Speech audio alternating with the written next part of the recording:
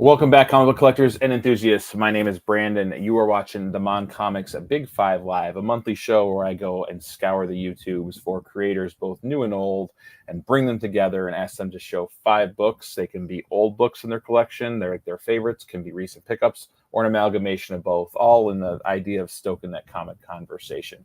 And tonight I do have a quite eclectic mix of both relatively new, and I got a veteran on here tonight, and I'm grateful for anyone that's able to come on. But I'm going to bring them out in just a moment. Let me just catch up and say hi to the chat. As always, I appreciate anyone who's stopping by to watch on a Saturday night.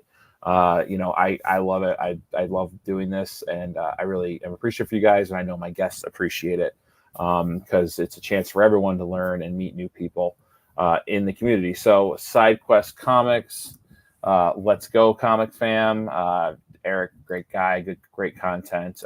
Hagen, the next gen collector. Man, we are lucky to have so many awesome creators in our community that make me laugh on a regular basis. Thank you for saying that, Eric. Chris Parker. Chris is a Buffalo guy. We're both upstate New Yorkers, and I shot you a message. I did get your text, Chris. I'll get back to you. Could be something the wife found and was like, he got another comic. I'm gonna hide this on him. So I'll get back to you, dude. Doug, the man Bach, and what is going on, dude? Another big Man Thing fan. Ryan's in the chat. Derek's in the chat. I'm in the chat. M.O.N.Comics, another relatively new YouTuber. I'm going to have to reach out to him and see if he'd like to come hang out sometimes. What's up, dude? Lettuce is already in there. Steve Driscoll, what's going on? Hello, comic people. Good to see you. Always good to see you. Mike Davis. Sorry. There he is. Richard Westfall. Richard, what is going on, Superfan? That's your new name in the community, is freaking Superfan. Mike Davis is a local to me, about a half hour away, and tattoo artist. Maybe I'll get a Marvel tattoo from you, Mike. I think it's time to put a character on me. I don't know if it's going to be Man Thing. I can live with being a big Man Thing fan and all the funny and jokes that come along with it. But I don't know if I get a tattoo and have people constantly asking, what's that? Oh, that's Man Thing. Just have them wonder what the hell that's about. Who else we got? Colossus Collector. What's up, Big Five Live? What's up, my pledge class brother? Joe Michaels, the adventurous Joe. Good evening, my friend. Good evening. How are you, dude? Joe, also a great content creator. Hey there from Adelaide, South Australia. Yo, what is up? Australia, got a big affinity for Aussies. I worked for a couple of them, and it was a husband-wife team, and the wife was from Adelaide. They taught me a lot about Australia and also nauticalism. Burp. Johnny D5, thanks for showing up. All right, chat. It looks like we're caught up. So I'm going to bring these guys out one by one. I'm going to start with my boy, Lettuce Comics. Hagen, good evening. Let me just make you big. Hold on. Let me give you the full Monty. So Hagen is the host of Lettuce Comics. Captain America is definitely his favorite character from what I've gathered watching his content. He gets a thrill from collecting secondhand nostalgia. That is right from the words of the devil himself. And he has a large distaste for Rob Liefeld. But I've got to know him through Lettuce Comics, and he's been a wonderful friend since. How you doing tonight, Hagen? I'm doing all right. I'm disappointed that you didn't say what I think you were going to say after you said hugest, but other than that, I'm doing really well. I'm saving that for later, man. The show is early. Next up, we have. Let me see who I'm going to get. Sorry, I'm going to bring out Derek from UncannyDerekComics. Derek, X-Men. It's a team that blows his hair back. He's also one in the camp that Wolverine's first appearance was in Hulk 180, and he refused to edit Jack Lee out of one of his videos, which really made me laugh one day and was just go for it, dude. How you doing tonight, my man? I'm swell, Brandon. Thank you very much for having me on. Are you kidding me? Pleasure's all on this side of the table, man. Oh, wow. Yeah, it's an honor to be here. That's awesome. Thank you for coming by. Next, we got a new YouTuber, my boy Nate from HaulYeahComics. HaulYeahComics has gotten a lot of great reviews on the name. Every time people hear it, they love it. Big Justice League fan. Hard time selling books on eBay because he's just too busy buying them sometimes. Don't we all know that problem? Yeah. And he has a hard time getting less excited about a character other than he does with Thor. So he's going to tell you how he feels when he brings on his videos. How you doing, Nate? I'm doing great, man. Thanks for having me on. I feel bad. I don't want to harsh on Thor. You know, there are Journey into Mystery. There's great covers. It's just everything doesn't have to be for everyone, and Thor is not for me, and that's okay.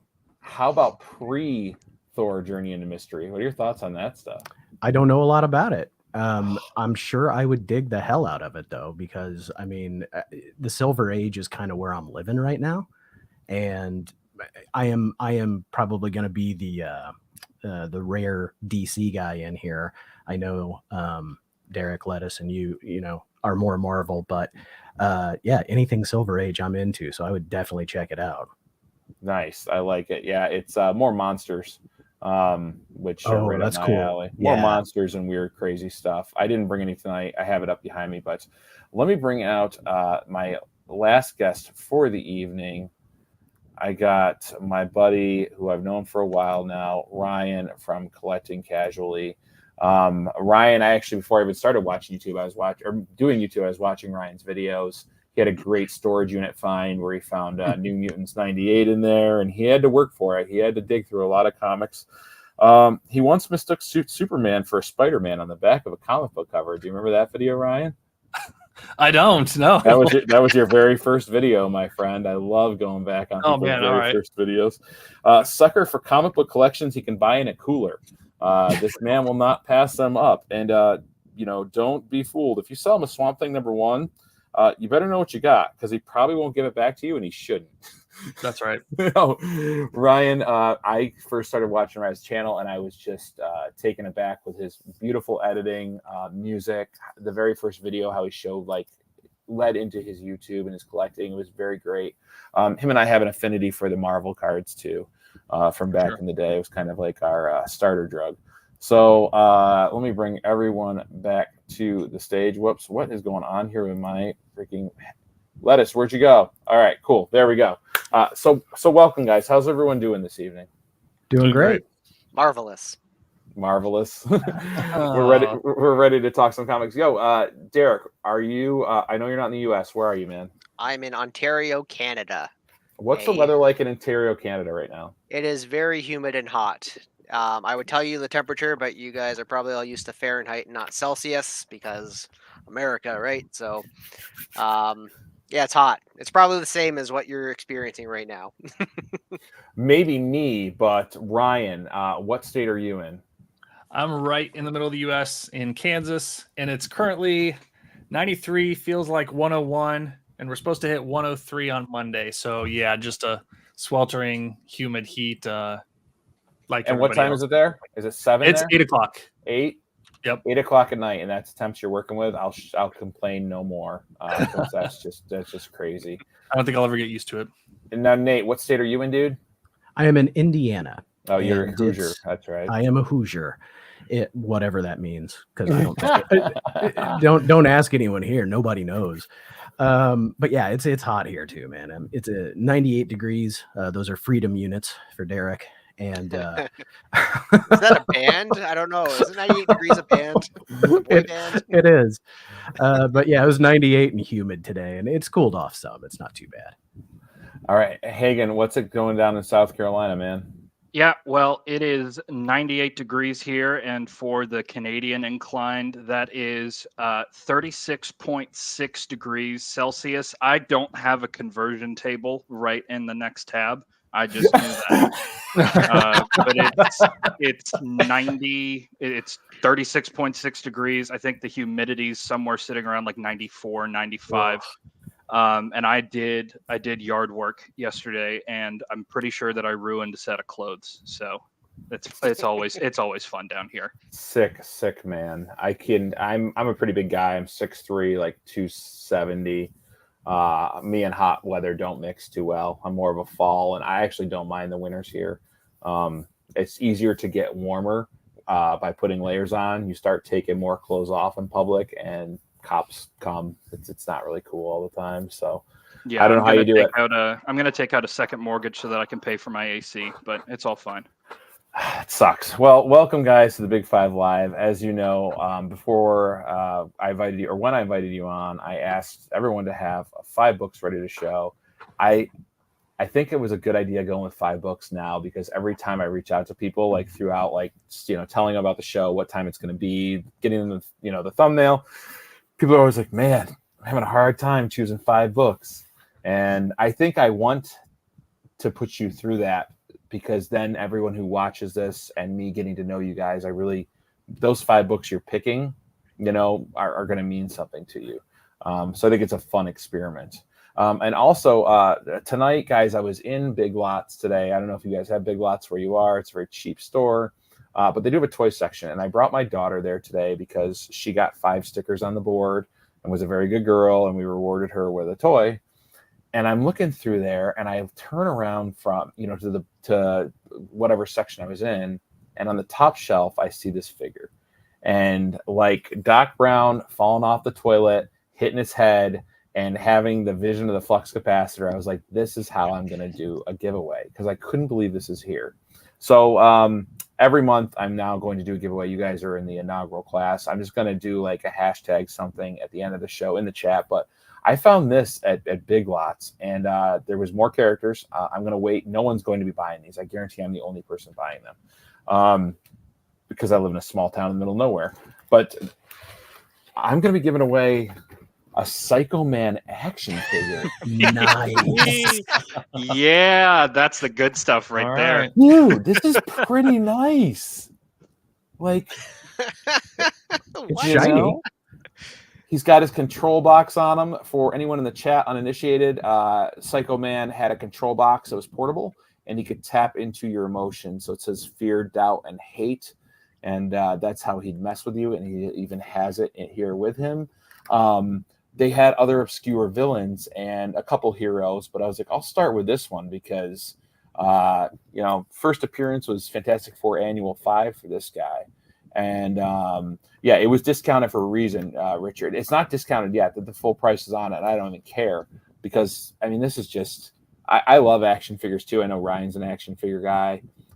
Space is always the enemy. So everyone in the chat will be able to enter at the end. Even my panel will be able to enter in the chat. Everyone is eligible. I want everyone to have a chance to win it. I just thought it'd be really fun. Now, every month I might do a figure, here and there, but some months I'll do a comic book. I just wanted to give it back regularly to the people that support me or, support you guys and stuff. So this will be given away tonight. I was just like, Big Lots coming through with a Psycho Man action figure. Okay. So I just want to show the chat that. Stick around to the end of the show, and I'll give that away to someone completely free, shipping on me. I'll go international because I think there's only one from the Netherlands in here tonight. My boy Yusa from Thing Comics is in the chat. So yes, you can win, and even the Canadians I got to show love to. So that's enough chatting. The housekeeping has been done. Let's start to my left with Derek of Uncanny Derek Comics. What did you bring tonight? So I came here with a plan somewhat to do 6 Degrees of Kevin Bacon, I guess. It was really easy for me to get my 5 books, and I'm going to try to make the 5th one connected to Kevin Bacon loosely. Oh, sorry. Hold on. There we go. All right. And I ended up getting a whole slew of books here that they go from golden to the modern age, and they all connect to one another. So there's going to be a segue that just seamlessly streams them all together. So here we go. The first book I wanted to showcase here is Silver Age, and it is Tales of Suspense number 49. Oh, yeah. And this book is from January of 1964. And it is Stan Lee, Steve Ditko. And the reason why I love this book is that it is a super early X-Men. It's the first X-Men crossover. Arguably, it's the first Avengers crossover, at least without Captain America. It is the second or third appearance of Iron Man in his Mark III costume. It is the what else is going on? First Tales of the Watcher appearance in here. It is the what else is there? This is out before X-Men number 4. So in this story, Angel goes mad and he wants to join the evil mutants. And he's saying in the story, like, I want to join the evil mutants. But the Brotherhood of Evil Mutants doesn't exist yet. So this is a precursor to the Brotherhood of Evil Mutants. So this is before X-Men number 4. In it as well, Stan Lee erroneously calls Iron Man Anthony Blake, confusing Thor's Donald Blake and Tony Stark together, so the name gets screwed up in the book. And what else is there? There's a few other things about this book that I'm running a little. Oh, this is the only time Steve Ditko drew the X-Men, which is also a big deal. So it's just cool. I've always loved that cover. I've always loved that Tales from Suspense cover. Yeah, and so this came out at the same time as Avengers #3, and in Avengers #3, the Avengers fought the Hulk. And speaking of Hulk, I brought my next book. This is how the segues are working. This is Hulk number 150, and this is a Bronze Age book. This is from 1972, and the reason why I wanted to show off this book, and I mentioned this in a video I had a few months back, I believe. This is a transition book where X-Men got canceled after issue number 66, which was in 1970. And in this book here, Hulk 150, the X-Men aren't, the main X-Men aren't in this, but Havoc and Polaris are. And so in the story, they are fighting the Hulk and invited to join the X-Men because they're fighting in a Captain America crossover at that time. So this is before Giant Size X-Men. This is just that weird in-between period between the cancellation and the reboot of X-Men, where these second-rate X-Men characters have their own little story happening in a Hulk story. And it's just really cool piece of Marvel history, and it's a pretty... I really enjoy the cover of the book. I think the story's pretty fun too, and yeah, everybody loves Polaris and Havoc, so good book. That's I love old Hulk covers. They do it for me. Yeah, I one day I'll have all the Hulk books. For one I don't collect, I really enjoy it. Yeah. This next book, guess who has tasseled with the Hulk? It is Wolverine, and that's why I'm bringing in Wolverine Volume 3. Number 55. And so nice.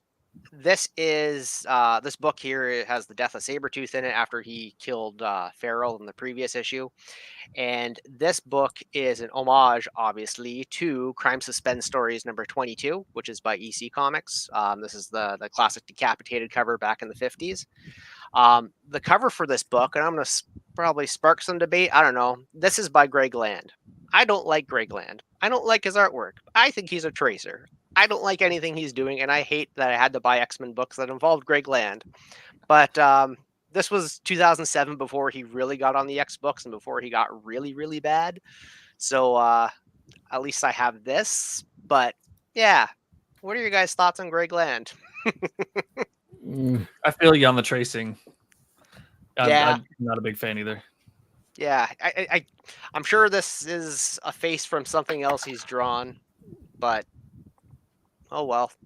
Hey, yeah, that sucks. But I mean, like that cover, it's like separate the art from the artist, right? Yeah. Yeah, and this cover here, my segue, it's obviously an EC homage, which brings me to one of my EC books that I have here in my collection.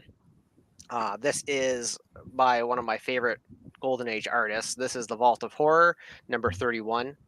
And this is a Johnny Craig cover here. Very nice. And Johnny Craig is one of my all-time favorite Golden Age artists, and it's only because, and I've mentioned this in tons of my own videos, he always shows the horror either before or after it happens. And in this case here, for this cover, it is kind of a both, because the man there has clearly been hit with something, a hammer. The sledgehammer is what the man there is holding, and there's definitely blood in the street there, and he is menacingly about to do it again, it looks like. It's just a neat little, well, it's neat. It's a very violent panel or a cover here, and I just appreciate he has a lot of subtlety in his artwork.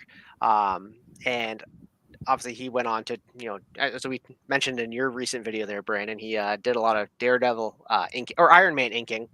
But yeah, I've always appreciated EC Horror. This Vault of Horror book is one of my best looking Vault of Horror. I have a few other EC books, but none of them look as good as this guy here.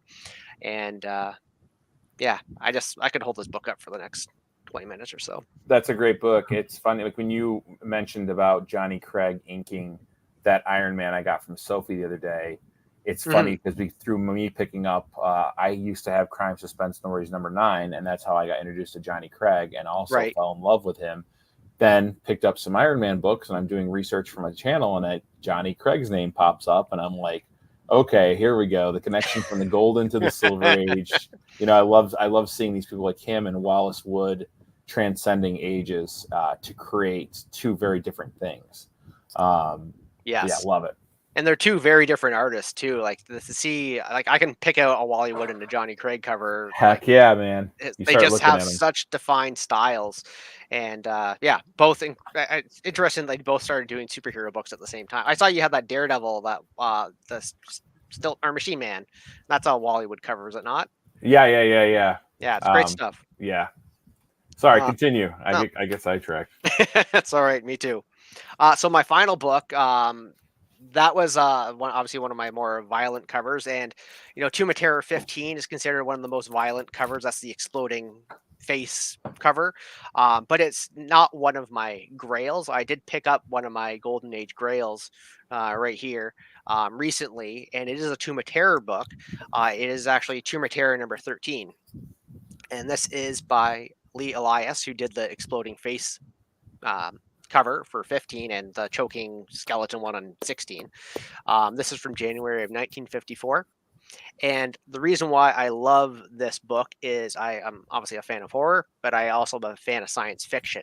And, the movie Alien is one of my favorite movies of all time. And this book cover here is kind of what I feel is the Alien-esque cover. It's a science fiction horror cover, and the fact that you have these guys' helmets, lighting's probably not the greatest there, but it's like disintegrating because of what's happening and what was out there. There's a lot of questions of what's going on the cover, but being stuck into the vastness of space with your helmets disintegrating like that is just awesome attention to detail, and it's just absolutely terrifying. And this book here, Tomb of Terror, they usually have the outline of their covers are usually a solid color. And there's actually two different variants of this book that exist.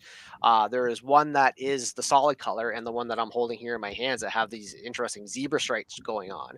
So for the 50s, this is the actual, the variant cover of this book. So not only is it on my Golden Age Grail list that I now own, it's also the rarer variant cover of this book. So I'm just super happy to have this in my collection, and obviously just awesome horror. And how this links to Kevin Bacon is that Harvey Comics was bought out by NBC Universal back in 2000, and NBC did the movie Balto in the 90s, and Kevin Bacon was the voice of Balto. Well played. The end. You can do it with comics. That's wild. Yeah, there you go. Cool, yeah, that was having just picked up a Tomb of Terror Lee Elias cover too. There's something about them that do it for me. And well done. I liked how you took us through that with your books, Derek. That was awesome. I saw some books I didn't know. I saw some books I definitely knew. And I forgot Greg Land got in trouble for plagiarism, right? Or allegedly, right? He did not get in trouble. He is still with Marvel, and they are still giving him jobs. Okay, so he did allegedly trace, correct? People have really been able to show the pictures or the references. Like a lot of them are frames from movies, all kinds of stuff. There's a lot of side-by-side references and things you can look at. Yeah, the only thing I've ever heard on a professional level is Joe Quesada said that he was able to get deadlines done. So it's it's okay. He's getting the stuff done, which is just you might as well just have AI artists at this point. Yeah, right. Yeah, exactly. Yeah, everyone's laying in. I do not agree with the opinions of these four gentlemen. No one's watching my little channel, Hagen, and the higher up. I'll tell you that right now. If they're watching my channel, they're bored. That was a great job, Derek. I'm going to bring on Ryan's next to me, so why don't we just bring him on next? Let me get this set up right. Sorry. Technical difficulties. There you go. Ryan, what's going on, bud? What do you got? Not much. So you mentioned before you even brought us on that you had an eclectic group of people for the show tonight. And I think my sub collection of 5 books is a very eclectic mix of books because there's pretty much nothing relating to one another at all. So I'm totally Love it. from what you just saw, right? Mine is a mess and a mix. But we're gonna start it off with one of my newest books, and actually I think it's the one that I've gotten most recently, and kind of dives into a new genre of comics that I've held off quite a while from getting into because I know that like it's a deep well and I'm not going to swim very well and I'm going to sink to the bottom and spend a lot of money. But I bought my first pre-code horror book. Yes, welcome. Nice. There it This is is. Strange Mysteries #4. Welcome to the party, pal. I know it's like I know it's going to be addicting as hell. The rabbit hole begins. And like I've picked up, like DC horror and Marvel titles. They're not the same, right? Like I'm not kidding anybody. So I picked this one up from Man Behind the Red Hood on Instagram. If you've ever followed his channel or his page, if you don't, you should at least check him out. Guy's got an amazing collection. Yeah, he's got some cool stuff. His personal stuff, like the stuff he sells. He gives deals like crazy in his shows. Like he puts them up and he wants to move them, so you can pick things up really nicely. Has just like really professional process of buying things. And what I'll go back to is I'm the guy that is, collecting casually is my name. So you're not going to hear the backstory and origin story of these characters, right? I'm the guy that has come to realize that my philosophy is collect what you want, how you want, right? When I first started, picked up Magic the Gathering 15 years ago from a big break off.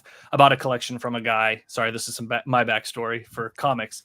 But I picked up this collection from a guy and I was talking to him while I was looking through the cards, making sure I wanted to pay him what he was wanting and things like that. And I, was just asking him, why are you getting out of them? What decks did you used to play and things like that? And he's like, oh, I didn't play the game. I just like the art on the cards.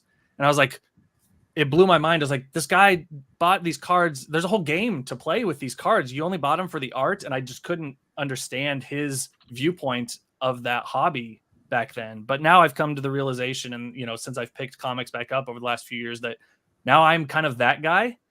I'm the collector. I'm your cover chaser. I'm your random book buyer. I'm your, I'm that guy, if you will. So anyhow, back to the comics. I really like picking up books from Red Hood Comics. Like even on the back, he has like his grading scale that's like on his, if I can get this to focus, there we go. Cool.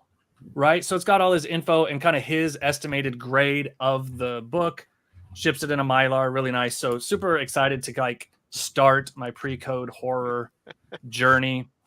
And those that are into pre-code horror and EC comics, especially, I don't know if anybody is currently watching. Tomorrow's the last day of the Roger Hill collection, or the first portion of the Roger Hill collection over on Heritage Auctions. The first session of his had the Black Cat Comics number 50 original artwork go up for auction, and it sold for $700,000. Yeah. And what's wild is Roger just passed away this last, I believe, November. And I found out he lived less than 2 miles away from me for all these years. I had no idea that this collection was in town, and like what I would have loved to have met him, been able to see this collection and just everything that he had is like just so wild. But anyhow, that's my first book, Strange Mysteries #4. I'm proud of you. Thanks, Dad. Yeah, the pre-code horror, there's just so many cool covers. It's oh yeah. unending. Yes. All right. Next one up. Brandon mentioned like I'm the guy that buys collections, and that's what I make a lot of my videos about, is picking up collections, whether it's Facebook Marketplace, Craigslist, wherever, storage units. And this one came from a pawn shop of all places. And I just had the like urge to go into a pawn shop one day on a lunch break. I had never been to this pawn shop before. I had never been into a pawn shop to look for comics. And I found that they had about 10 long boxes of comics, whether they were bagged and boarded. They ranged from everywhere from Silver Age to modern. And I just started flipping through them on my lunch breaks, right? And they actually got a short box in that I didn't recognize, or maybe it had been there and had been in a different part of the store. And I was flipping through the store, came across for $1. ASM 300 For $1? or $1. $1. Congratulations. All their books for $1. And so I picked this up. It's not, I mean, it's really pretty clean. It could use a clean and a press. And it actually has, I think, some sun fading. You can see here, it's a little lighter orange than on this side. But you know what? Like Brandon says, low grade's better than no grade. And yeah, this is kind of the book that really got me back into like, if I can find comics like this, like I want to share that story, because you always hear people talking about, oh, you know, the collection in someone's attic or basement, it doesn't exist anymore. Or people are lying. It doesn't happen. No, it does happen. And it's happened to me multiple times. It's happened to other people I know multiple times. And I just want to share that story. So like, this is, I think, my first picture on my Instagram account. I actually haven't even told this story on YouTube at all. So this is probably the first time I'm saying it on YouTube, but yeah. And I'm a huge Spider-Man fan. So this was like just an amazing find. Obviously, you're not going to find them every day, but it's a great place to look. Did you immediately like take it out to verify that it wasn't? The worst part is it was like, raw. It It wasn't even bagged and boarded. It was just in between books. Like I got it, and there were other comics there, and these are like the bags that are 20 years old, and the tapes on some of them, off some of them, flaps are up. You know the boxes I'm talking about, right? Mm-hmm. And so I took another comic that I had already pulled out to buy, pulled that out as quick as I could, put this thing in there, right, and swapped it because they're all $1. They don't, not individually priced, so it didn't matter if it was in a bag or board or not. But I put it there and like brought it up to the counter in a big stack of stuff because it was, $1 a comic.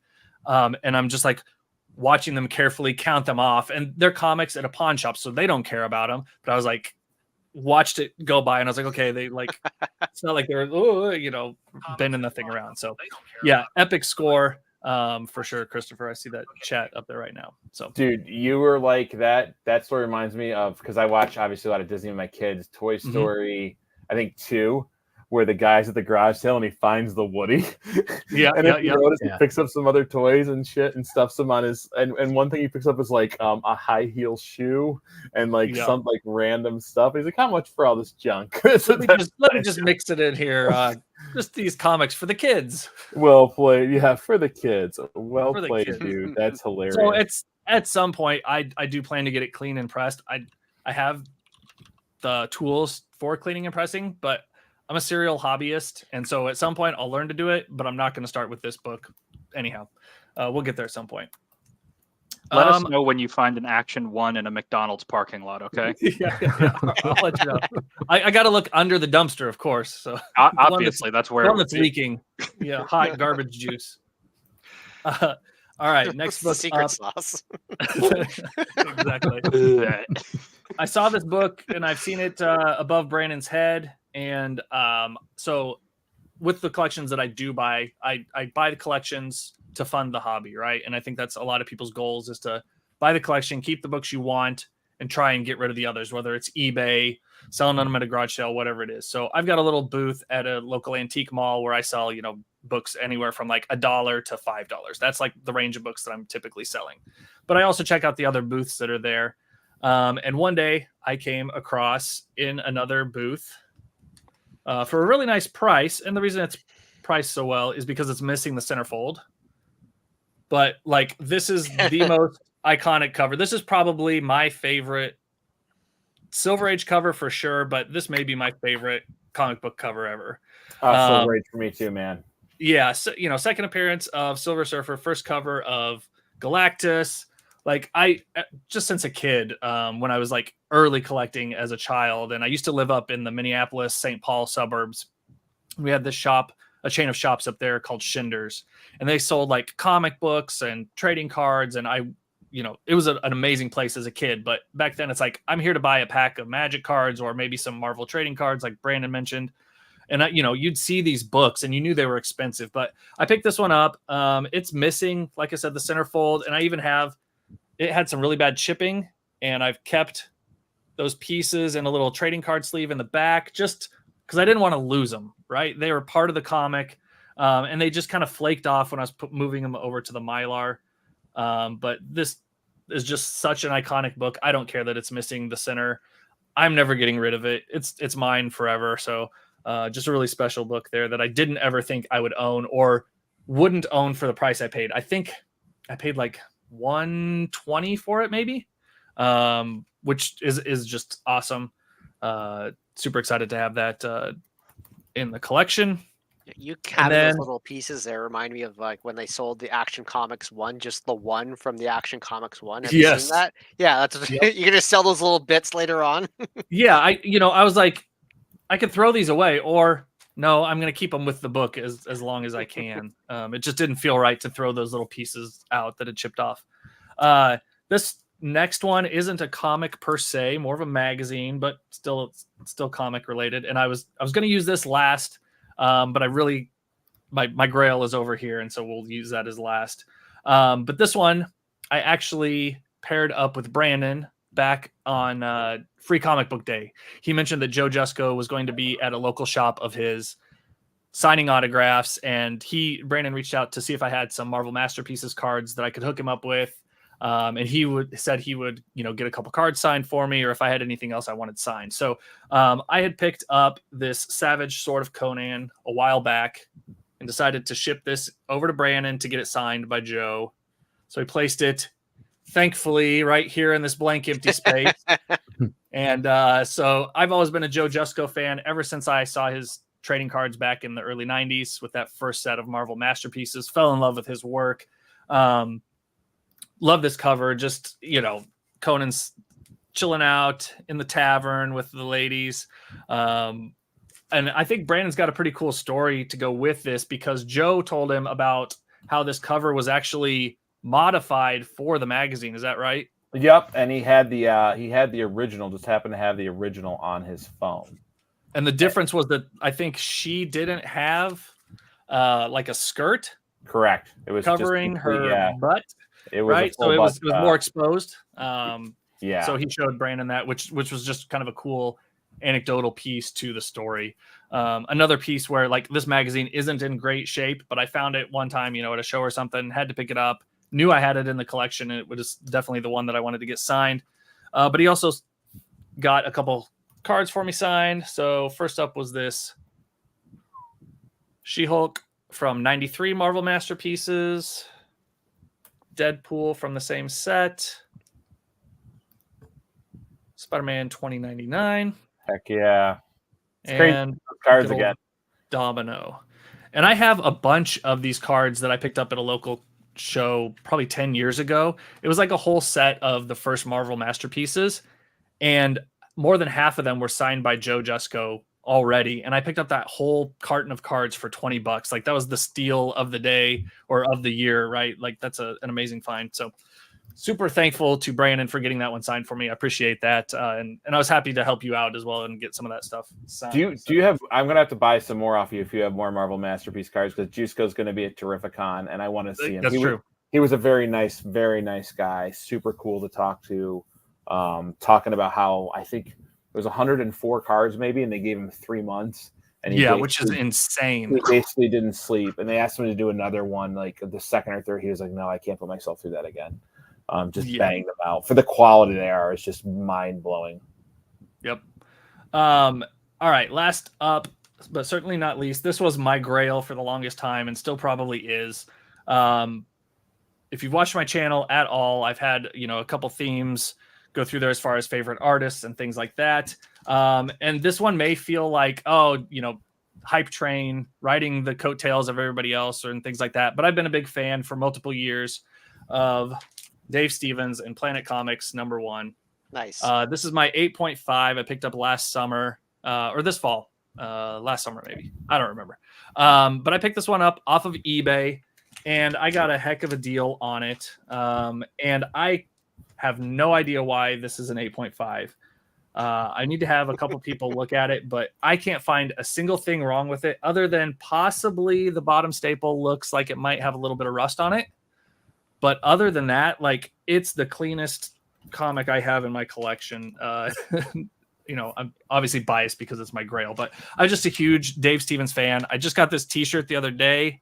And if you don't recognize it, this is his Seduction of the Innocent little Halloween cover there. I'm just a big Dave Stevens fan.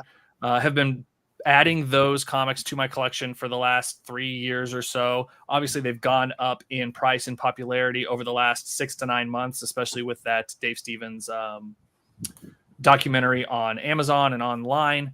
But I was happy to have picked this up before that hype really kicked off. Ryan is the first guy I knew into Dave Stevens. Yeah. So yeah, I've been a big fan for a long time, and was just really, really excited to add this to my collection. I knew I would get it at one point, but I knew I was going to have to pay up for it. And thankfully this 8.5 came around, and when it showed up, I messaged the seller on eBay. I was like, why did you sell this to me? You should have resubmitted this for a higher grade. And he even said that he thought it was going to come back a 9.8 as well.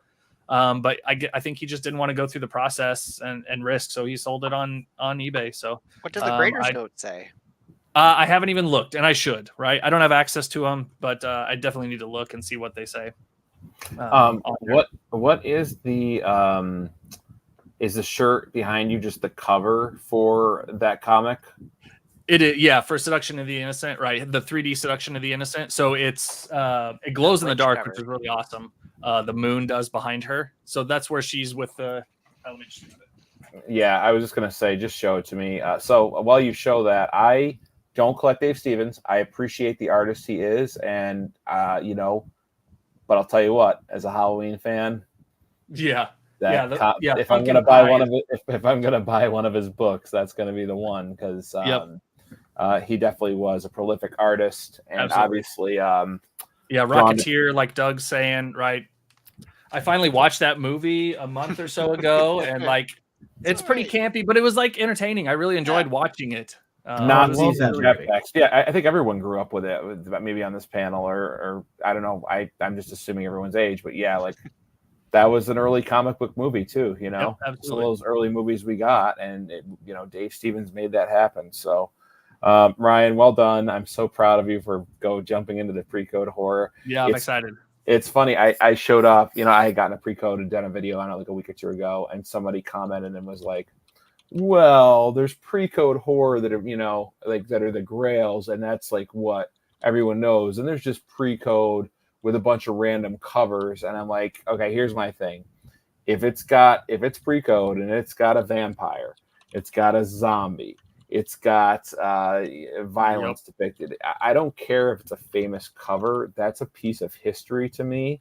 And famous cover or not, it's still pre-code. It was still doing something that they got all uppity about. And I was just like, some of us, I'm never going to probably own a Crime Suspense Stories 22, or definitely not a Chamber of Chills 19, but I can still get a little taste with a great Lee Elias or Johnny Craig cover, and still appreciate it. So well done on picking that up. That's gorgeous. I loved your selections, and I finally got to see that. I haven't seen that book since, so it's wild to see that. He was signing at Free Comic Book Day. Apparently, Joe Jusko lives 45 minutes from me. He moved out of New York City, and he lives near Syracuse, New York.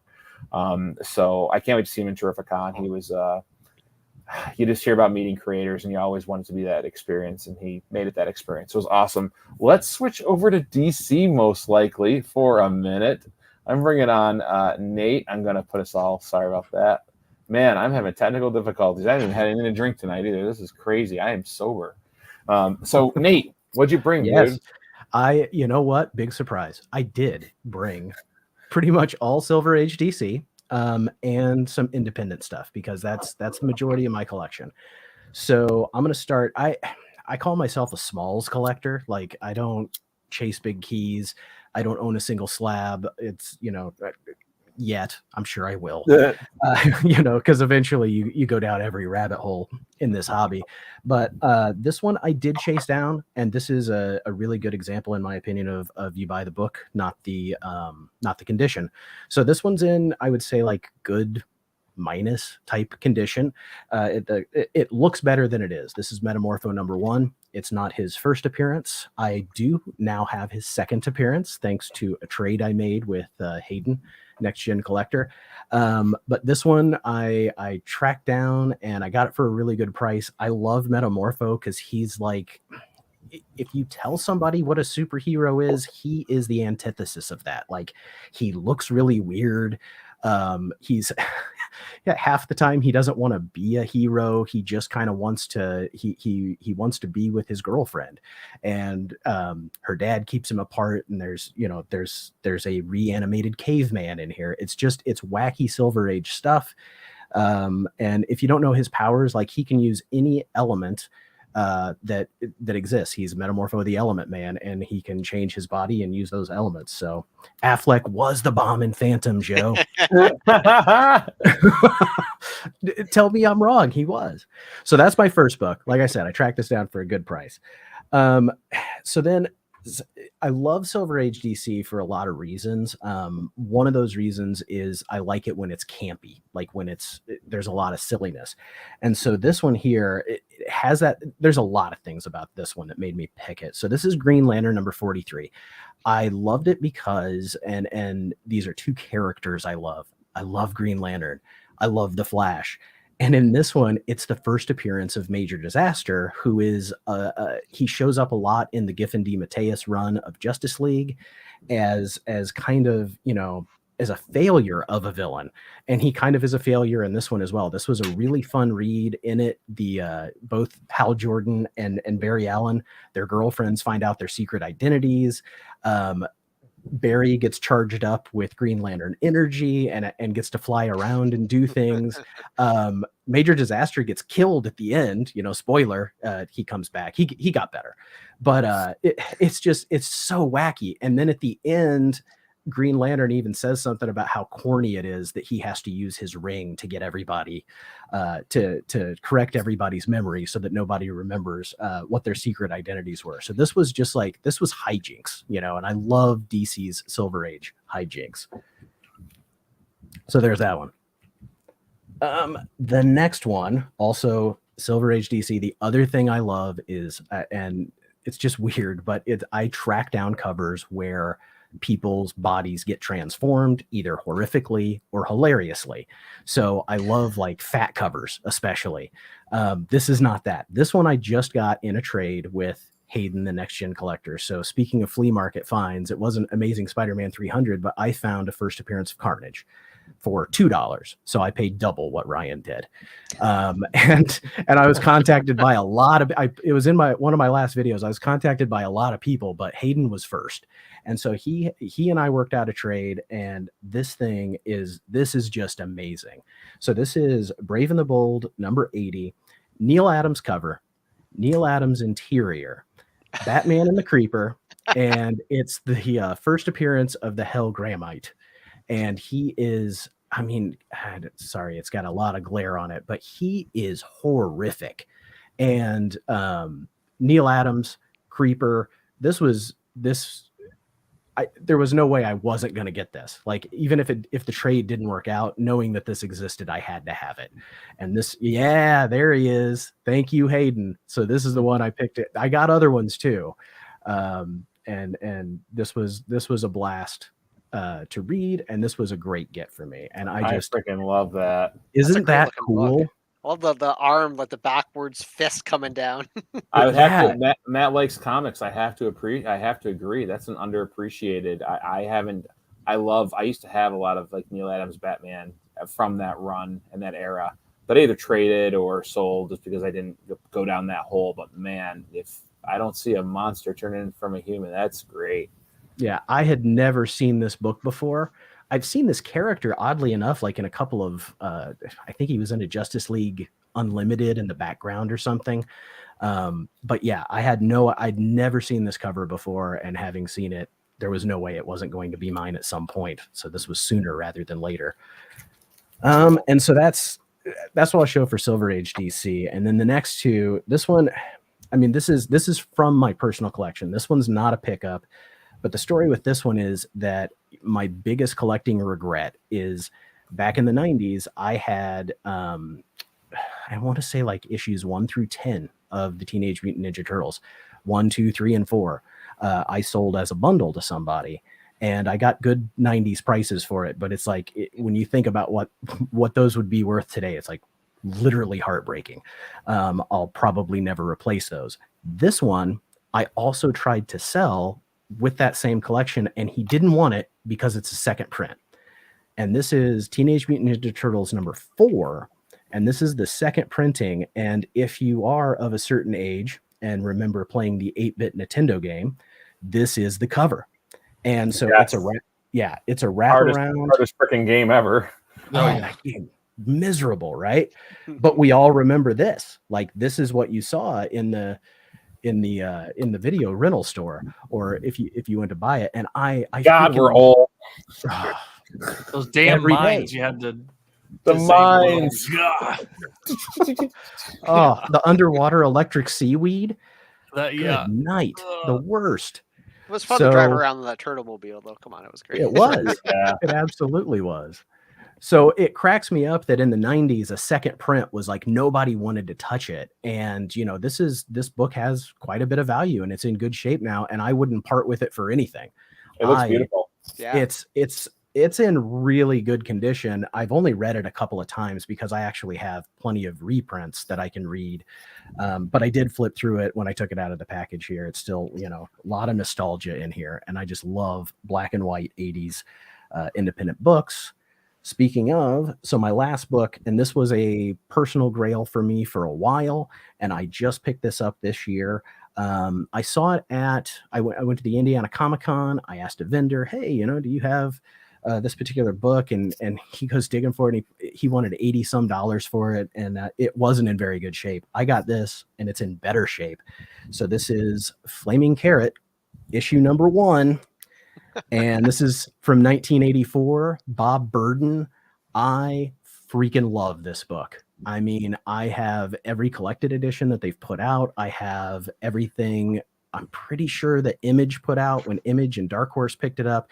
This was when it was printed under Aardvark Vanheim, same publisher as Cerebus, Dave Sims Cerebus. This is not his first appearance. His first appearance is in a zine from the 70s called Visions. And I mean, that's like a $700 book or something, if you can even find it. But, you know, Bob Burden, the Mystery Men, speaking of superhero movies we got, was how about that Mystery Men movie with Ben Stiller and Pee Wee Herman? And I love that movie. You know, I love that movie. I love the Mystery Men. And this was a huge get for me this year because I have several issues, but the #1 has always eluded me in decent condition. And this was a good condition. It was a good price. And I'm so stoked to have that. First time that book's been shown on this show. I saw that Flaming Carrot behind you too, and thought that was interesting, right? Yes, I have. Let's see back there. Yeah, right there. Yep. Flaming Carrot #18. That one is that has the best opening line of any Flaming Carrot. It's like, Flaming Carrot, come quick! Uncle Billy's mail order bride just arrived, and she's a jungle woman. And if you don't love that, I don't know how to fix you. It does not get better than that. Oh my goodness. She's a jungle woman. I love the DC books you brought because I knew you were going to bring DC. I did not expect. I love when people throw me and bring like indie books like that. I mean, Turtles. Oh, God, there's just stuff. I don't know if you guys are the same, but like, you cannot even be a collector of. Let's just go use this example: the Turtles. You might not collect the comics, but maybe you grew up with them in the '90s, like some of us did, in the cartoon and the movies. And remembering that game, like I'd want to go out and buy that just because it is the cover for the game. And I have an original Nintendo with about 50 games, and I will fire it up from time to time to get that nostalgia dump. And there's few games I refuse to play, and that is one of them because of how frustrating. You know, my wife's like, your blood pressure is going to go through the roof just because you can't, you know, take down some bombs under some water. Like, this is ridiculous. The girls are going to wake up. You're yelling so loud. So well done on that book, my friend. That was, thank you. And I didn't see Flaming Carrot coming. That's awesome. Yeah. No one ever sees the Flaming Carrot coming. This is just, my show is just one big commercial for books you're going to have to go out and buy because someone showed them and you're like, oh, I love that. That's great. My man, Lettuce Comics. We are going to go like this again. I'm going to put Lettuce over there. What did you bring tonight, my friend? All right, so I decided on bringing the books that like sentimentally mean the most to me. So I tried to pick the 5 that did that.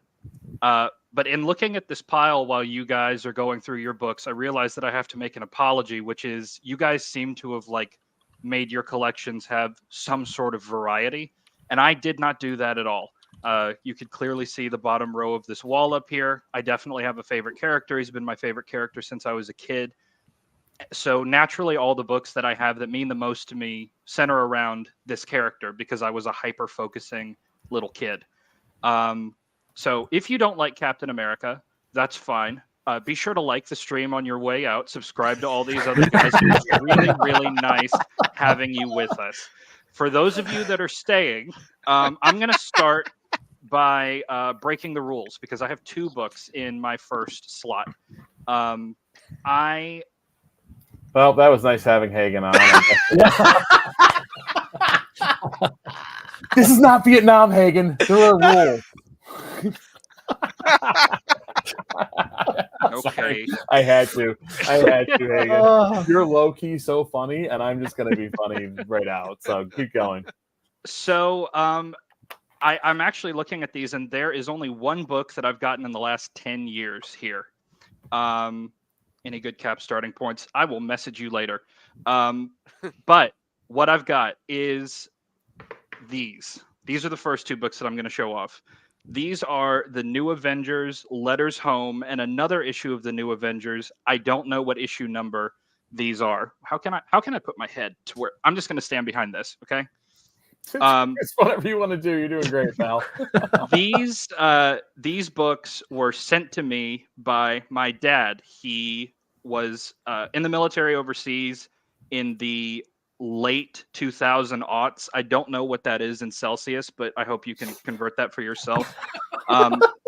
These books were only sold on military bases. They've even got like not for resale on them. And they went to fund a charity for soldiers, and most of them had military related stories. My favorite of them is this one right here. This is the New Avengers Letters Home, and it is the book that I've read the most out of any book ever.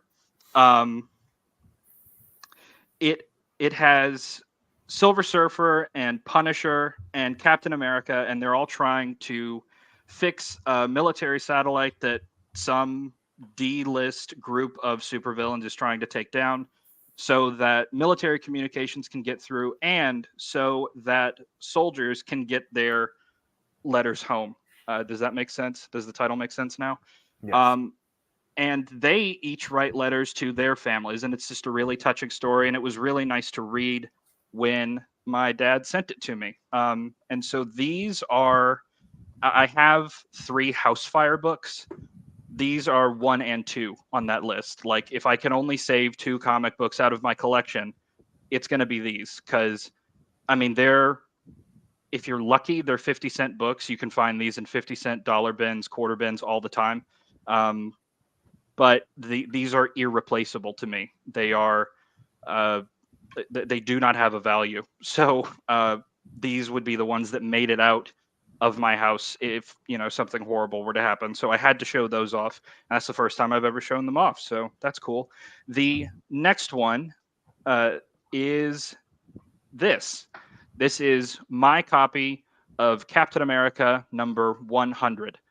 I did not buy this book. It was bought for me by my girlfriend, now wife. Dang it, I told her I was going to call her my ex-girlfriend. Anyway, next time.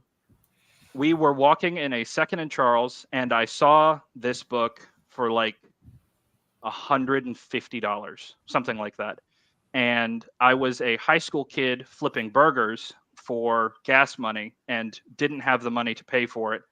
And I was just like, I'll see it again eventually, but that's really, really cool. And we left the store, got in the car, and she handed me a bag, and it had this book in it. Oh. And I was just like floored. I wish my wife would do that. It's my mistake. It's my mistake that it took me 6 more years to propose to her. That's on me. Okay, that's on me. But yeah, this is. I almost dropped you out the video again. I'm pretty sure that was her proposing to you. You just missed it. Yeah. It went right over my head. But yeah, this is number 3 on my Housefire books list. It's a 5.0 because there's like a chunk taken out of the top of it, and general Silver Age wear stuff. I said this before, I'll say it again. If a Silver Age book looks too nice, it becomes uncanny to me. Like I need Silver Ages in like 4s and 5s. Like they have to have some sort of history to them in order for me to believe that they're real. So yeah, that is my copy of Captain America number 100. The next is the very first signed book that I ever got. I got this when I was comic shopping with my dad. He gave me $10, and I remember that this one was $8. This is Captain America number 263. I believe it's the first appearance of the Ameridroid. Nobody cares, but it is sounds signed. awesome. Yeah, he's it's this guy. It's Big Captain America. It was a really fun story to read as a kid, but the reason why I got it is because it said that it was signed, but it said that it was signed by the penciler. And to like 10-year-old Hagen and my dad, that sounded hilarious. Like the penciler sounds like a really bad supervillain, right? But the guy who was the penciler on this book was Mike Zeck.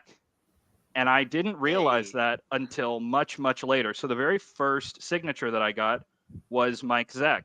And he signed on the very first page of the book. And this is still the original bag and board because it's got the sticker on it that was originally in the store.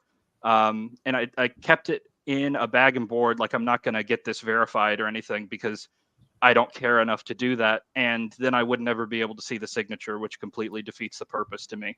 So yeah, I really love this book. It was my very first signed book. It had to be on here.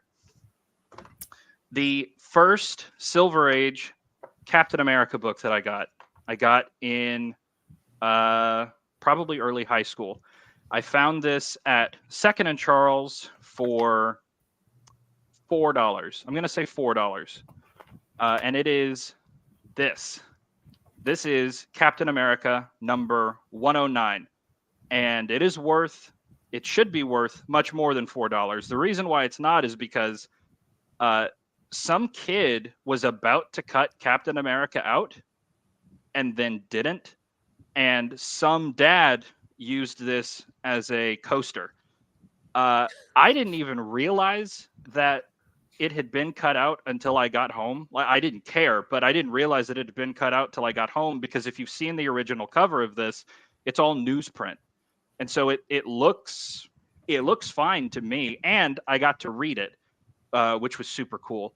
One of my favorite lines in this, if you don't know, this is a retelling of the origin of Captain America. So if you don't have $3 million lying around to get Cap 1, you can get this instead. One of my favorite lines in this is Steve Rogers goes 4F at a recruitment office and says something like woe is me. I just want to be able to fight for my country. And a general, unprompted, comes up to him and says, I hear you, sonny boy. How do you feel like being a guinea pig for the United States Army? And then that's how the whole thing starts. And that's like categorically insane to me. But yeah, my very first Silver Age Captain America book featuring a coffee stain and like 70% of the cover. So I always appreciated books like that because they show a lot of the history of the book, and I'm a big fan of like books with date stamps on them because it gives you. I love date stamps. Yeah, and it's like something even though it pens. Yeah, but even though the cover is like removed or damaged in any way, like that still gives a lot of history to that book. And there's just something about having this book that somebody else has loved and taken care of to some degree. And now it's in your possession for you to do what you do. Like I've always loved the provenance, so to speak, of books like that. Yeah, I'm right there with you. With a lot of these, there will be like coupons or mailers on the back that you're supposed to cut out and send in, and you will oftentimes see if they're not cut out that like a kid has practiced writing their name on it, and I just think that that's great because chances are they did that when the book came out, and that it places it specifically at a point in time, just like a date stamp does, and we all collect comic books, one, because we like pretty art and we like the stories, but to some degree we also all like history. And there is nothing more historic than seeing what was supposed to be a disposable item that some kid kept and loved. and damage is just going to happen. Kids don't care if they keep their stuff in mint condition. They're not worried about the resale value, and they've never heard of Go Collect. So there's something innocent and really nice about that. So this is the newest book that I picked up. I went to Heroes Con this past weekend, and I made a video about it. It's coming out tomorrow. I've already got it scheduled. It's the longest video that I've ever made. It's 37 minutes long or something like that, because I had a great time. And I'm just not gonna beat around the bush anymore. Very nice.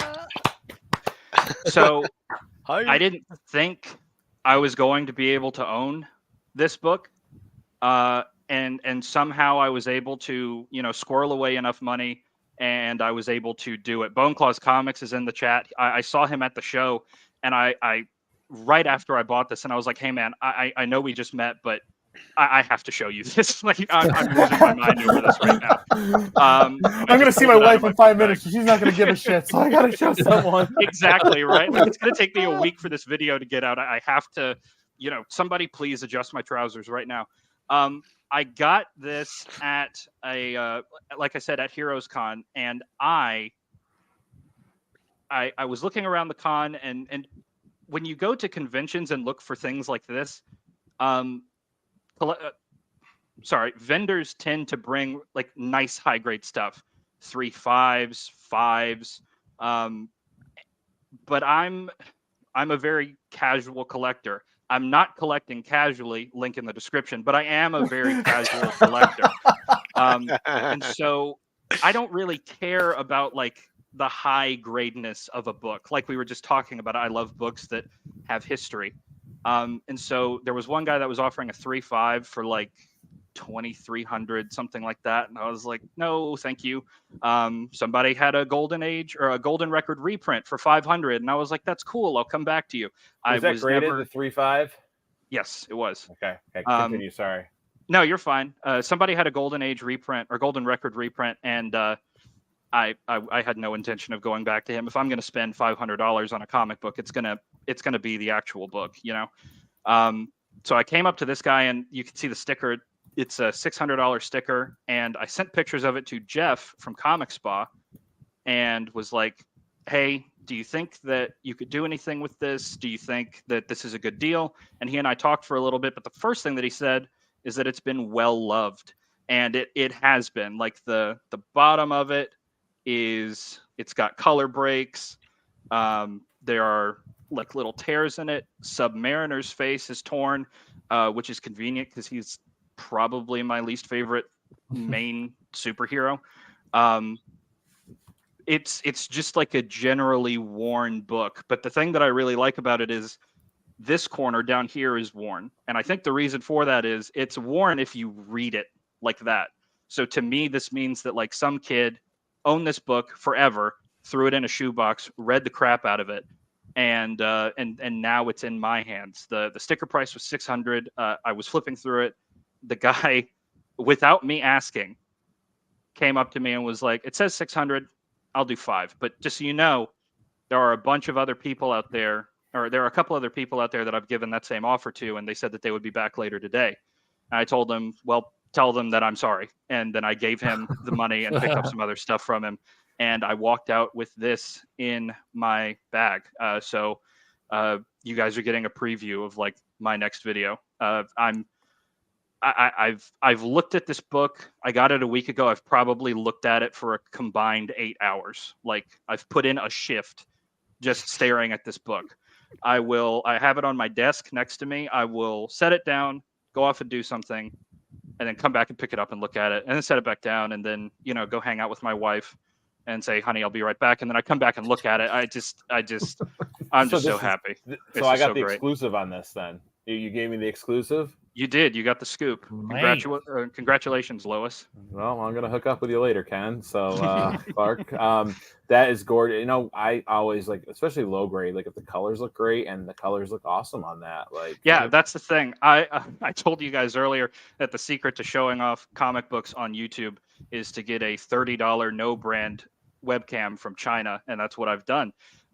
So you can't quite see some of the flaws on it, but like you're seeing this through my rose-colored lenses. Like this book is perfect for me. I have no interest in upgrading it. I have no interest in grading it. I'm going to slap it in something UV protective and keep it forever. This is like an absolutely perfect book for me. So I'm just, I was debating whether or not I was going to show it tonight, but I just had to get it out. So glad you did. I brought it along. So am I. I'm honored. Yeah, it's awesome. Do you ever see yourself trying to dip your toe in any of the Golden Age cap? That's gonna have to be my Action Comics underneath a dumpster find. I've looked at I have an idea of which ones I would like to get, but even like the 0.5s ungraded, they're like $2,000, and spending $500 made me really nervous. And so I just, unless something massively changes in my life, I don't see that in the near future. Let's just say that. They are books that I would love to own. I'm hoping to be able to go to some estate sales like really early in the morning and maybe get lucky. But barring that, if I were to get one at like fair market value, I see me getting that like maybe in 30 or 40 years. Yeah, no doubt, man. That's yeah. I mean, you'd love to find it, out in the wild, obviously. Who knows where prices will go and stuff. I feel Cap's a tough one, right? Because like he's really ingrained in the zeitgeist of like forever cultural zeitgeist, like. Yeah, Captain well, freaking America. He started off as, United States war propaganda, and then became a treatise on the cognitive dissonance of being a moral person in a modern country. So it's a character that has changed throughout the decades and remains relevant despite you thinking that he might not be. So I don't see his prices going down at all anytime soon. Yeah, trades could happen. Yeah, never say never. I just I'm a Fantastic Four fan, and I just I'm in a group chat, and I sent the guys, said, "Well, guys, I just got my Fantastic Four in a 5.5," and they're all like, "What? What are you?" And I got a new car. It's like that's where my money has to go. Like right. Someone who can walk into a con and buy a book like that, and I'm just out here, getting a car for my family. Hagen, was that your last book? Yes. Yes, it was. I have a stack of books that I haven't sorted yet. If you want me to just go, like, look, here's this one. I was wondering if I just want to know. I want to make sure you drop that bomb on us at the end. Have you seen this one? Congratulations! What a monster! Somebody asked, was that your third Fire book? Now? Yeah. No, fourth, I guess. It would be my fourth, but it doesn't have the emotional weight to me, the sentimentality to me. Like I can get $1,000 again if I have to replace this book. I cannot get the copy of Captain America 100 that my wife bought me, and I cannot get 2 unbagged and boarded comics that somehow made it through customs from Iraq. It's not going to happen, So it would be my House Fire book, but securely in the 4 slot. I like it. Well said. Well said. All right, guys. I always go last, and I always just go. Someone always the person I pick before me brings these monster awesome books, but I'm going to show some books anyways. Before I do so, if anyone in the chat wants to winter. Damn it, I'm sober. This sucks. I'm ready for winter. You're sober, and that's the problem. You need to be drunk, and you won't make these mistakes. I know. If anyone would like a shot at winning this Fantastic Four Psycho Man action figure, in the chat, simply put #FF for Fantastic Four. So #FF. I've got the giveaway tool pulled up. I will go randomly select at the end of the show after I pulled my showed my comics and asked folks what stuff they have coming up in the future. Anyone can enter to win I will ship anywhere. Let's have fun with it. So even my panel, guys, please feel free to enter this in the chat with just a hashtag FF. And yeah, so guys, here we go. That wasn't what I wanted. How about that? There we go. All right. So I'm going to do recent pickups. I always seem to do recent pickups because any other kind of books I get, I make videos about. And sometimes I pull them back out, but I felt these were important as of lately. I got lucky enough a few weeks ago to go to a con with Mike from MoNcomics, and went to Albany Comic Con, and some of the booths were horribly overpriced. The first one I walked into, the guy had monster books. I mean, he had the Golden Age Captain Americas. He had Fantastic Four, number 5, number 4. I mean, but his price was just crazy. I found one copy of this book, and I was like, sweet, because I've been looking at prices, and the range I wanted in it should be about $120 to $130. So he pulls it down. It's got shipping and stuff, and he has a $400 price tag on there. And I was like, really, this is how today's going to be. And I went to every vendor, which it was mostly comic vendors. There was very little like toy and other pop culture stuff there. It was mostly comics, which was great. And I went back to the guy that I had already bought comics from, and I just realized that like in his long boxes was where all the good stuff was. Like, yeah, sure, he had some slabs on the wall, but like he had this run, and he had like Mike ended up getting some books there, but he was the one that I was able to get Daredevil number 5 off of. And you can that Wally Wood cover is just awesome. I really enjoyed. This is the only book in the first 1 through 10 run that really, gives Wallace Wood his due diligence right on the front, and I thought that was pretty special. So I had bought this book on Mercari a few months ago, and I got it, and the pinup was torn out, and I was bummed and sent it back, and that's when I decided that I'm going to put all my eggs in one basket and try to go out and find this book with Mike, and I did. So this was the last one I need to finish the Daredevil 1 through 10 run, which I think is still I wouldn't say criminally, but it's an underrated, underappreciated, undervalued run.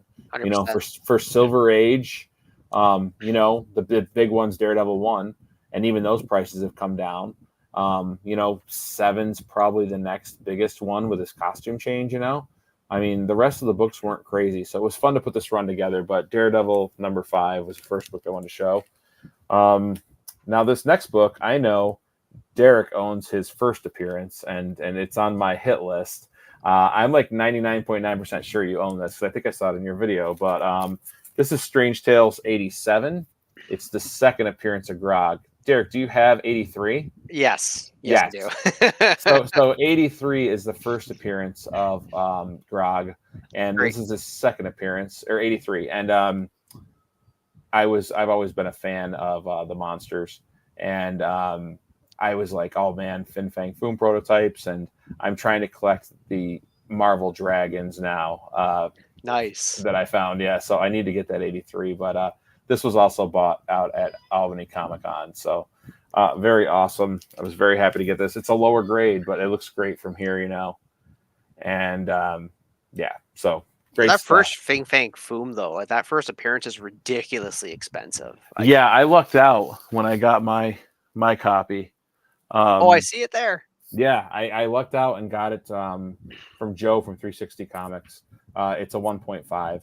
And that's what I knew I'd have to get it in to own it, because like anything higher is crazy. Yeah. Really been into pre-hero Marvel Silver Age books, like End of the Golden Age, just what carried Marvel through between Atlas to Marvel to get them to their superhero.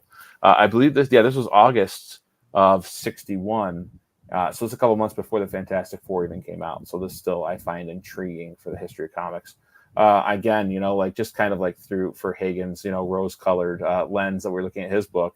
This look, it's beat up and it has issues up close and stuff, but it's attached 100%. I can read the campy stories, and I loved it. So that was my number 2 book. Number 3, we've kind of already been talking about a bit tonight, and it's not a title I collect, but Sophie of Jackpot Comic Talks recently AOK'd me this book. And I absolutely love the Mandarin as a villain. And Derek left a comment, I think, in my video for this.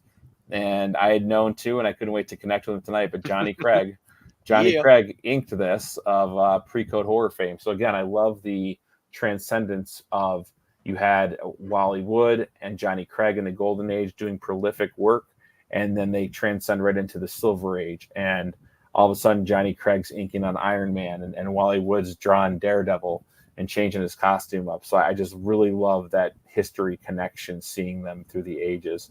And I mean, just a great cover. Anyone who's watched any of my shows or talked to me, or Rohan from the Absolute Game of Nerds channel, they did the Mandarin dirty in the Marvel movies so bad. They showed us Ben Kingsley and we're like, we've got an Oscar award-winning actor. He looked horrifying. He looked menacing. And it was a red herring. And I'll tell you, I almost walked out. I almost walked out of the freaking theater. I was like, it was awful. Because I was like, oh, we're gonna get Rings of Power, and then maybe the next one he's gonna awaken Fin Fang Foom, and Iron Man's gonna have to duke it out. Like I thought we were gonna go to the moon, and we just right down. But Sophie was really kind to send me that and an A-OK. And I don't collect Iron Man, but I'll be damned if I'm not gonna have an Iron Man with Mandarin on the cover in my collection somewhere. So big thanks to Sophie for this one. These last two books were actually, I'm going to break my own rules, Hagen. Don't take me off the screen. My friend I work with, I went out to that Albany show and I saw a cheap slab. I got it for him, and I just said, hey, he's a coworker. He's into comics now. Like, this is great. Someone to talk to. And so I gave him an X-Men comic because he's going after the X-Men. And he just showed up and slapped a Gemini mailer on my desk Friday. And he's like, or yesterday, he's like, hey, man, I knew you were looking for these. It kind of took me surprise. So Iron Man, Tony Stark, Iron Man, number 12. This is the first appearance of pronunciation Saturang, the dragon, which is right there on the cover, just raining down hellfire. So this was the first appearance of another Marvel dragon, and it's obviously a more modern one. But he is, I think he's a dragon from Asgard, actually. I think he's from Thor's realm, but gets tied into the story. But either way, he totally surprised me. And so there's 8 dragons they recognize in this article that I'm going off of. And my buddy Brian helped me scratch another one off. And I said I'm breaking my rule just because they had another variant cover. It doesn't have the dragon on it, though. So he gave me both. He's like, oh, I just had to get you both. They were like a package deal. And I was like, okay, man. But so Brian, if you end up watching this, thanks, dude. Yeah, that's a pretty badass dragon cover, though, huh? That dragon cover looks sick. That looks unreal. I know, Iron Man. Is that a Granoff cover? A who? 80 Granoff? Maybe not. He's a little bit more of a sheen to his. No, this is the creative team credited Simone, Villanelli, and Delgado. It's Delgado. Signature down on the bottom. All right. Yeah, he does some beautiful work. Yes. And for my last book, he slapped this down too. It's going to make a couple of you happy in this, but it is X-Men 166. Nice. Derek, who's showing up in this one? That should be Lockheed, right? Yes. Yeah. So, God. Call me out like that. It's not that I don't love the X-Men. I think they're an awesome team. I just am more connected to the Fantastic Four from watching the cartoon when I was a kid, way before X-Men and X-Men 97 and stuff, like the campy cartoon.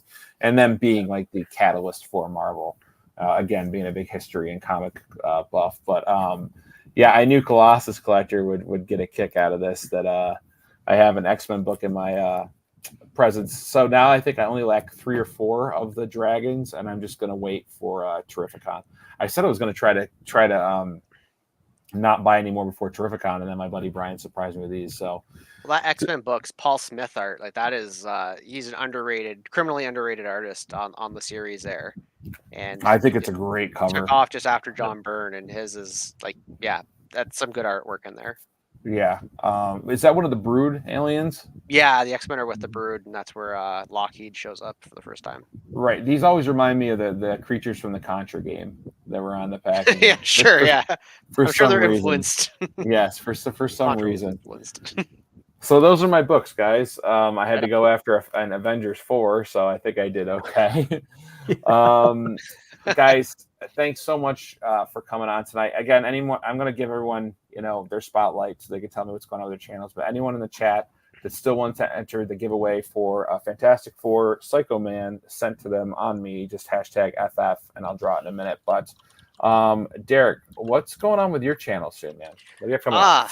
So I am working on a video about a garage in Arizona that has unveiled 100,000 comic books, and I worked with the guy who has uncovered that, and we have videos, and I've got books from him, and I got a big video coming out about that in a little bit. Nice. And then another video about some artwork found in that garage by Bernie Wrightson. So that will be what too. And yeah, I always got videos. I'm gonna start criticizing CGC pretty hard soon. So I'm gonna be doing like whether or not collecting it, slabbing is important, or signature series. I did a video about before, but they've now got a signature series company that they're verifying. I got lots of beef with CGC, even though I have slab books around me. Right, yeah. Whatever. I'm a hypocrite, I know. But that's what I got going on. I love it. Stay tuned. I love it. That's great. You know what? It's all fun. It's all good. Ryan, collecting casually. What do you got coming up, buddy? I don't know what I have up next, but my last 3 videos were 3 weeks in a row where I picked up collections from people that reached out to me from my Craigslist ad. So like that, just like I haven't done 3 videos across 3 weeks in forever. Like before that 3rd week, like 4 weeks ago now, I don't think I had put out a video in 2 months, which was quite a while for me.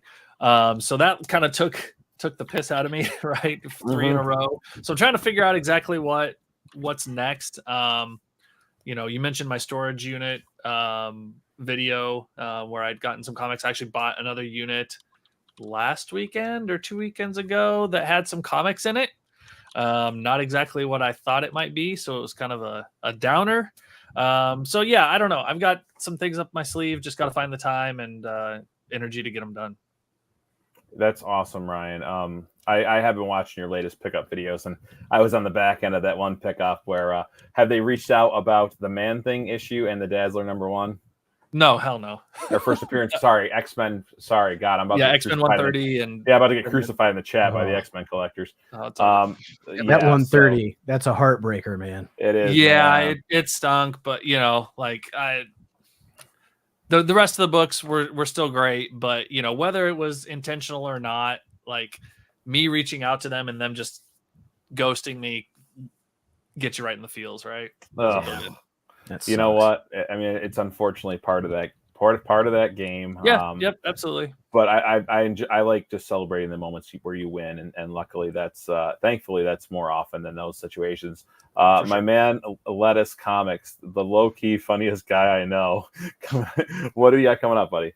No pressure or anything. I've got my Heroes Con video coming out tomorrow at around, I think 9 is when I have it scheduled.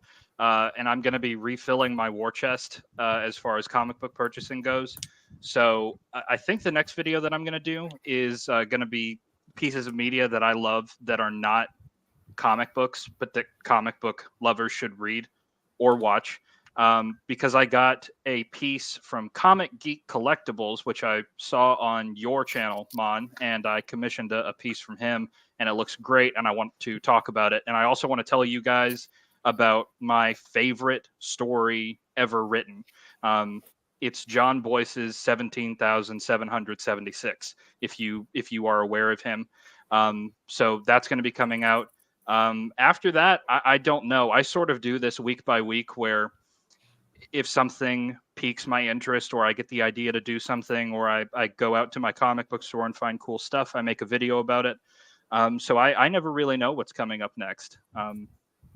But that's what I got. I like it. No, those are grand ideas. That was great. That's perfect. Just tease us a little. Nate of HaulYeah, what do you got coming up, dude? Well, I'm going to show some hauls. As I pick up books, I throw them in boxes, kind of clumped by how I bought them. So I actually have like 2 more hauls filmed. So I'm in the editing process on those. But what I really want to start working on, maybe not this weekend, but I want to do some more Silver Age read throughs where I snip more pictures and So I've got a couple of Lois Lanes picked out that I want to read through because those are just they're just the best. Silver Age Lois Lane and Jimmy Olsen are so much fun to read. I just was on Matt Likes Comics last week. I saw that. Yes. Yeah, I think it went out today. I haven't had a chance to see it. I just got home a little bit ago. There he is. There's Matt. So Matt was on. Matt invited me on, and then last week I think you had him on, Brandon. Martin, the Aussie comic book collector. What a sweetheart. Yeah. Oh, he's such a nice guy. So like we worked out the math, and that video's on my channel. That dude showed like so many awesome books, and he's just a super nice guy. So kind of like what Hagen said. I don't really think too far ahead. I just grab a stack of books and start talking about them. And so that's what I got coming up. And if you like watching an old man look at a bunch of books, you should come watch me, because I'm an old man that shows you a bunch of books. Guess what? That's most of us. So you're not part of an exclusive club. I don't know if you're familiar. You're talking about your read-throughs. I look forward to those. Are you familiar with the channel 22 Comics? No. Check out 22 Comics. Go back on his videos a bit. But he did this great series where he did, I don't know if you've ever seen Sling Blade, but he did Carl Childers Reads X-Men. So okay. he like walks you through the book in Carl Childers' voice, and he sounds just like him. And it is you'll laugh your ass off. It's just so hilarious what he came up with. So definitely go check that out. It was a different translation of a read through, and it worked. It was freaking hilarious, So that's awesome, Nate. You guys are continuing to just put out awesome stuff, and like, I love finding new people. I love enjoying old people's content too. It's just such a wide gambit. The community is freaking amazing on here. As you guys have all seen already, it's just a really fun time. And I found Lettuce because, he made a great video, a really nice video about some of us. And he made me spit out my drink 2 videos in a row at work because it was so damn funny. Derek's channel I found randomly. He's got the horror. He's got the monsters. He's got the regular hero stuff. I connected with him. Then Ricky told me about you, Nate. Ricky goes out and finds some great channels, and your openings to some of your mom walking in on you reading the Lois Lane. Was that trying to be a New York accent? You guys sounded like a couple of New Yorkers. I know. I don't know why that's what came out of my mouth, but I was like, maybe this guy's in New York. It's just a black and white accent. That's all it is. It's free from geography. I think when I do another like Silver Age read through, I think my mom has to make another appearance. Yeah, she's great. She's a sweet lady. She's very nice. Stop looking at the Lois Lane, Nate. Nathaniel. Read this, Jimmy Olsen. He's such a nice man. Jimmy's a nice boy. Lois is a whore. Go watch his stuff. And Ryan, you're the OG of this group. Just I get jealous of people when they can do the Craigslist thing, because I've tried to do it around here for vintage like Star Wars toy years ago, and there's already so many of those ads flooding it. It's like I don't have a way to, like, you cast a wide net with what you're looking for, whereas I would just be looking for comics. So I envy people that have the situation. You're knocking it out of the parks, and keep making great videos. And if you need anything else autographed by Jusko, let me know for this fall. Yeah. So, okay. So I got a bunch of entries. I did the hashtag 55 or FF. I'm going over to my randomizer. I've got a link to this episode. I'm going to start selecting comments. All right. I've got 15 comments. I'm too much of a dolt to know how to screen share, so I'm just going to draw it. And the winner is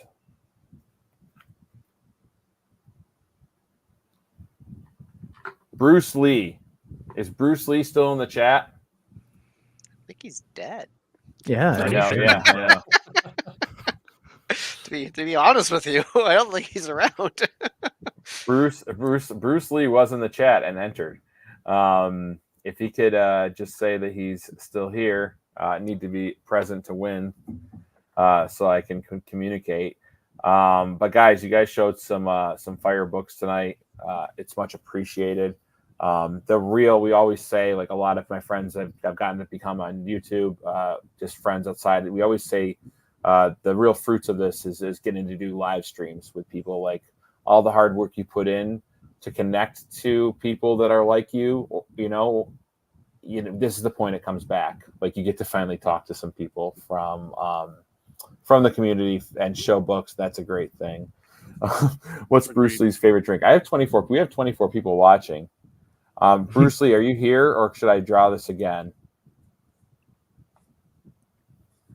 I think they're out. I think they're okay. You guys are now the judge, jury, and the executioner. Is he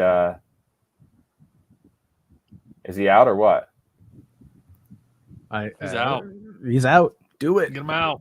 New draw. Hey, new draw. Bruce? Wait. New shooter. Wait. Okay, now he's out. Aunt Bethany. What the frick is he talking?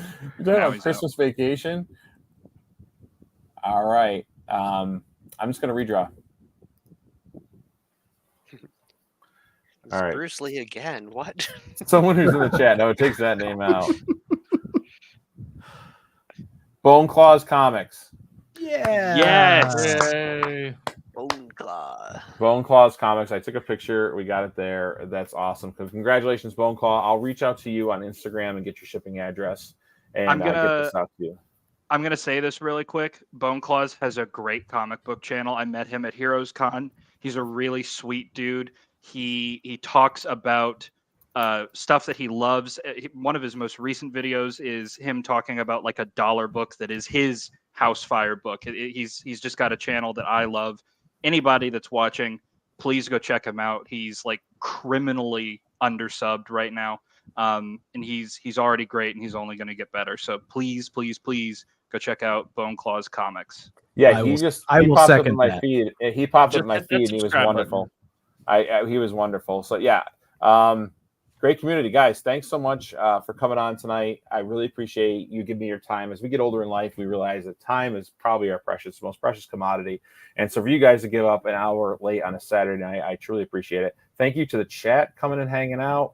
Make sure all the links to these folks' channels are in the description of the show, and go sub them up. You will laugh, you will cry, you will want to buy comic books they have. So I appreciate everyone coming out tonight, and until next time, keep reading those comics.